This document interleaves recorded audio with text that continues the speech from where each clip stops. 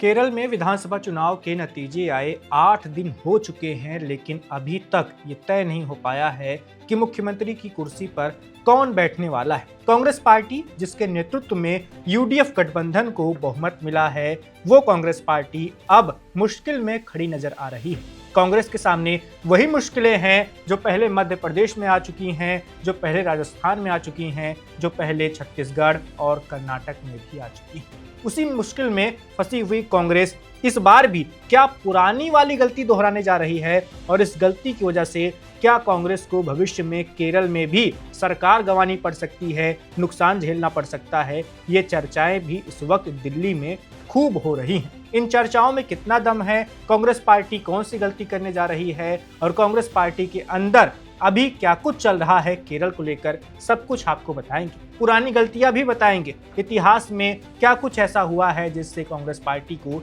सत्ता गंवानी पड़ी है। तो चलिए केरल वाले मामले से शुरू करते हैं, फिर इतिहास तक जाएंगे। केरल में हुआ क्या है कि कांग्रेस पार्टी दो खेमों में बटी नजर आ रही है। वैसे खेमे कई सारे हैं, लेकिन दो बड़े खेमे हैं। इन खेमे में पहले खेमे का नेतृत्व कर रहे हैं दिल्ली में बैठे केसी वेणुगोपाल, जो गांधी परिवार के बहुत करीबी हैं। कांग्रेस पार्टी में संगठन महासचिव का पद संभाल रहे हैं। दूसरे खेमे का नेतृत्व कर रहे हैं वीडी सतीशन, जो कांग्रेस पार्टी के केरल में बड़े नेता हैं। कांग्रेस पार्टी जो सत्ता में नहीं रही है पिछले 10 सालों के केरल के, तो विपक्ष की भूमिका में वीडी सतीशन ने एक कद्दावर नेता के रूप में पहचान बनाई है। पिछले 5 सालों में वो नेता विपक्ष के रूप में केरल विधानसभा में पार्टी का पक्ष रखते आए हैं, और इसी वजह से जब इस बार सत्ता मिली है तो उनके समर्थकों का कहना है कि मेहनत हमारी है तो फल भी हमारे नेता को ही मिलना चाहिए।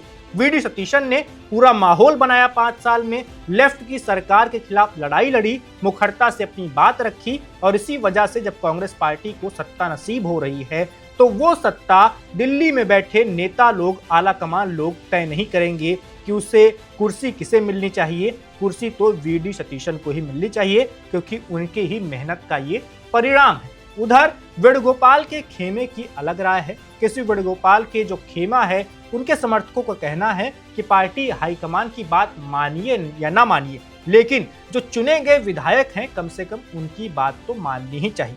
दरअसल हुआ क्या है कि वीडी सतीशन वो केरल में मशहूर हैं, कांग्रेस पार्टी के कद्दावर नेता हैं, लेकिन जो कांग्रेस पार्टी के विधायक चुने गए हैं उन विधायकों में ज्यादा संख्या केसी वेणुगोपाल के समर्थक वाले विधायकों की है। यानी केसी वेणुगोपाल के पास नंबर अधिक हैं विधानसभा के चुने गए सदस्यों के। इसी वजह से वेणुगोपाल का खेमा कुछ ज्यादा ही उत्साह में नजर आ रहा है, कुछ ज्यादा ही आत्मविश्वास में दिख रहा है, और उसे लग रहा है कि केसी वेणुगोपाल ही मुख्यमंत्री बनेंगे, क्योंकि ज्यादा विधायकों का समर्थन, ऊपर से दिल्ली का भी हाथ सर पर है वेणुगोपाल। जैसा कि मैं आपको बता चुका हूं कि वो गांधी परिवार के बेहद ही करीबी हैं। राहुल गांधी की जो टीम है उसके वो प्रमुख सदस्य हैं। तो वेणुगोपाल का नाम आगे बताया जा रहा है, लेकिन वीडी सतीशन को भी नजरअंदाज करना कांग्रेस पार्टी को भारी पड़ सकता है। उनके समर्थक बार बार शक्ति प्रदर्शन कर रहे हैं पिछले 7-8 दिनों से, और ये याद दिलाने की कोशिश कर रहे हैं कि कांग्रेस पार्टी ने जिस राज्य में ऐसी गलती की है जहां पर उसने सत्ता के असली हकदार को कुर्सी ना देकर किसी ऐसे नेता को कुर्सी दे दी जिसके कनेक्शन अच्छे थे, जो दिल्ली में अच्छी पहचान रखता था, तब कांग्रेस को नुकसान झेलना पड़ा है। अब चलते हैं इतिहास, वर्तमान की बात हो गई। कांग्रेस ने कहां ऐसी गलतियां की। सबसे पहले जहन में नाम आता है मध्य प्रदेश का। 2018 में मध्य प्रदेश में विधानसभा के चुनाव होते हैं, कांग्रेस पार्टी सत्ता के करीब पहुंचती है, उसके विधायकों की संख्या ज्यादा रहती है। सब कहने लगे कि ज्योतिरादित्य सिंधिया की मेहनत की बदौलत कांग्रेस पार्टी ने ऐसा प्रदर्शन किया है, शिवराज सिंह चौहान से सत्ता छीनी है। लेकिन मुख्यमंत्री किसे बनाया गया? मुख्यमंत्री बनाया गया पुराने नेता, दिग्गज नेता कमलनाथ। बताया गया कि कमलनाथ गांधी परिवार के बेहद ही करीबी हैं, मोटी पार्टी के नेता हैं, यानी साधन संपन्न नेता है। कांग्रेस पार्टी को तमाम राज्यों में तरह तरह के संसाधनों की मदद करते आए हैं। इसी वजह से कांग्रेस पार्टी ने जो है कमलनाथ को मुख्यमंत्री का पद सौंप दिया। ज्योतिरादित्य सिंधिया को नजरअंदाज किया गया। बताया गया कि उन्हें उप मुख्यमंत्री वाली कुर्सी दी जा रही थी, लेकिन उन्होंने खुद ही उसे लेने से इनकार कर दिया था, जिसके बाद 1.5 साल सरकार चली। लेकिन सबको पता है बाद में क्या हुआ। बाद में ज्योतिरादित्य सिंधिया अपने समर्थक विधायकों के साथ भारतीय जनता पार्टी में आ गए और कमलनाथ की सरकार गिर गई। अब वर्तमान भी सबको पता है, ज्योतिरादित्य सिंधिया इस वक्त केंद्र की सरकार में मंत्री हैं, और मध्य प्रदेश में भाजपा की भारी बहुमत वाली सरकार चल रही है। मोहन यादव मुख्यमंत्री हैं। अब आते हैं दूसरी गलती पर। दूसरी गलती, ऐसी ही गलती कांग्रेस पार्टी ने राजस्थान में की है। 2018 में ही राजस्थान में कांग्रेस पार्टी को सत्ता मिलती है। उस वक्त कांग्रेस कमेटी के अध्यक्ष हुआ करते थे प्रदेश अध्यक्ष सचिन पायलट। कहा गया कि सचिन पायलट की ही मेहनत का परिणाम है कि कांग्रेस पार्टी को सत्ता मिली है, इसलिए सचिन पायलट को ही मुख्यमंत्री बनाया जाना चाहिए। लेकिन ऐसा नहीं हुआ। फिर से दिल्ली की चली और उस वक्त के कांग्रेस के महासचिव अशोक गहलोत को दिल्ली से राजस्थान भेजा गया और उन्हें मुख्यमंत्री बना दिया गया। वहां भी कांग्रेस ने ऐसी ही गलती की थी और इस गलती की वजह से कांग्रेस के जो सचिन पायलट नेता थे वो उप मुख्यमंत्री थे और अपने विधायकों के साथ राज्य को उन्होंने छोड़ दिया था। काफी दिनों तक राज्य में वापस नहीं आए थे। बाद में कहा गया कि प्रियंका गांधी के मान मनोवल के बाद सचिन पायलट वापस लौटे, लेकिन उन्हें उप मुख्यमंत्री वाला पद वापस दिया नहीं गया। प्रदेश अध्यक्ष वाला पद भी उनसे ले लिया गया। इसका परिणाम क्या हुआ? कांग्रेस की इस अंदरूनी कला की वजह से 2023 में पार्टी को राजस्थान वाली सत्ता गंवानी पड़ गई। अब आते हैं छत्तीसगढ़ में। छत्तीसगढ़ में भी 2018 में ऐसा ही हुआ था। कांग्रेस पार्टी को सत्ता मिली, रमन सिंह की 15 सालों की बीजेपी की सत्ता चली गई। कहा गया कि कांग्रेस पार्टी मुख्यमंत्री जो बनाएगी वो बनाएगी टीएस सिंहदेव को, जो कांग्रेस पार्टी के कद्दावर नेता हैं, शाही परिवार से वो आते हैं। लेकिन हुआ क्या?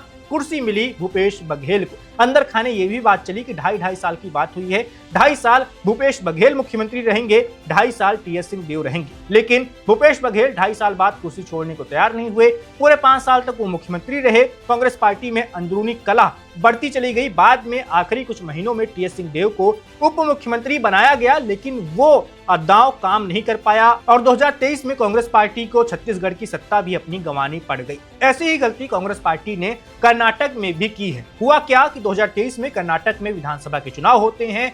जो सत्ता में आती है कांग्रेस पार्टी भारी बहुमत से आती है। कहा गया कि डीके शिव कुमार जो कांग्रेस कमेटी के अध्यक्ष हैं, प्रदेश अध्यक्ष हैं कर्नाटक के, उन्होंने बहुत मेहनत की है। न सिर्फ मेहनत की है बल्कि संसाधन भी पार्टी को मुहैया कराए हैं और सत्ता की कुर्सी उन्हें ही मिलनी चाहिए। लेकिन फिर क्या हुआ? फिर आलाकमान ने हस्तक्षेप किया और सिद्धारमैया को मुख्यमंत्री बना दिया गया। डीके शिव कुमार को उप मुख्यमंत्री का पद दिया गया।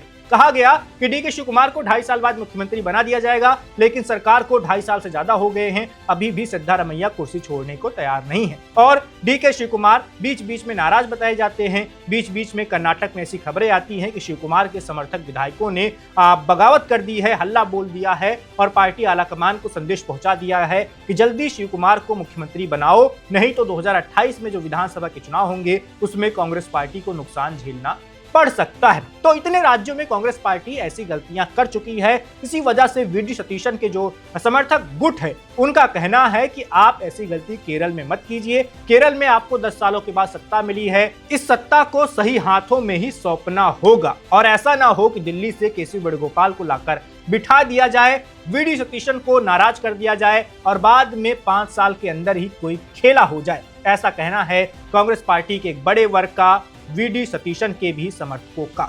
देखते हैं क्या होता है, किसे मिलती है कुर्सी। लेकिन इतना तो तय है कि केरल में कांग्रेस पार्टी कुछ तय नहीं कर पा रही है। पुरानी गलतियां फिर से सामने आ रही हैं और लगता ऐसा है कि लड़ाई जल्दी थमने वाली भी नहीं है। किसी एक गुट को कुर्सी दी जाएगी तो दूसरे गुट का नाराज होना तय माना जाएगा। Subscribe to One India and never miss an update. Download the One India app now.